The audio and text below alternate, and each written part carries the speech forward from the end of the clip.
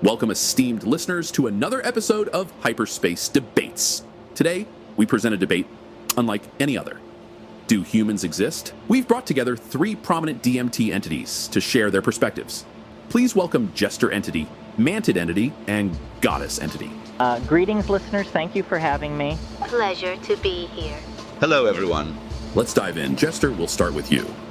Do you believe in the existence of humans? Certainly, many of us have encountered beings from various realms. During the fleeting moments when they break into our realm, these beings, whom we understand to be humans, are filled with wonder, awe, and sometimes fear. Their presence, though transient, is profound. But Jester, are they real? Or are they merely hallucinations, projections of our own consciousness? Some say humans are nothing more than myths, products of stories passed down through generations of entities. I find myself leaning towards Mantid's perspective. I have never encountered a human, and for all we know, they could just be constructs of the collective entity imagination. But why dismiss countless encounters? Sure, humans seem enigmatic and ephemeral, but many entities have interacted with them. These aren't just stories, they're experiences. Are they not valid?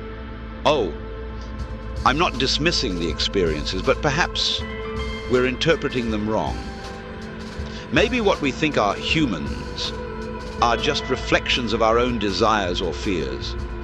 After all, humans allegedly come from a physical realm bound by time and space. How can such beings ever access our dimension? Indeed. And if they were real, why do they only appear when they've consumed a certain substance from their realm? It sounds like a fantasy, a fairy tale. Perhaps they're no more real than the characters in the narratives we create. You both raise interesting points, but I'd argue the unique and consistent nature of these encounters suggests a shared reality. Even if it's just a brief overlap between our realms, it's an experience that's real for both sides. But real is subjective, Jester. Just because something feels real doesn't mean it is. Precisely. And let's not forget that if humans did exist and could access our realm, wouldn't they study us? Document our existence? Yet, there's no evidence of such studies. They do, actually. There's a growing body of anecdotal evidence from their side, detailing their experiences with us. Many have written and spoken about their encounters, even if it's not mainstream or widely accepted in their society. Oh, they have? That's an intriguing thought. Hypothetically, if humans are real, it suggests a level of interconnectedness in the multiverse we haven't fully grasped. Our existence isn't just contained within this realm, but extends beyond, intertwined with beings we can't fully understand. It would also mean that there are potential gateways or overlaps between realms, however fleeting. This opens the door to questions about the nature of these overlaps and how they can be accessed. And not just overlaps, but the very nature of consciousness itself. If a human from their physical, time-bound realm can enter ours, what does that say about consciousness? Perhaps it's the bridge, the medium that connects all. And what about the implications for us in terms of how we perceive our realm?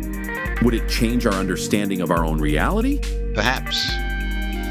If they're real and can access our dimension, it might mean our reality is not as fixed or separate as we once believed.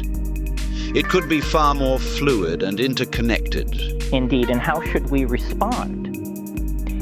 Should we guide them, interact with them, simply observe, collect data, or perhaps even playfully mess with them? Fascinating points. Unfortunately, we're out of time for today, but this conversation has certainly given us all a lot to ponder. I want to thank our guests, Jester Entity, Mantid Entity, and Goddess Entity, for sharing their insights. It's been a pleasure.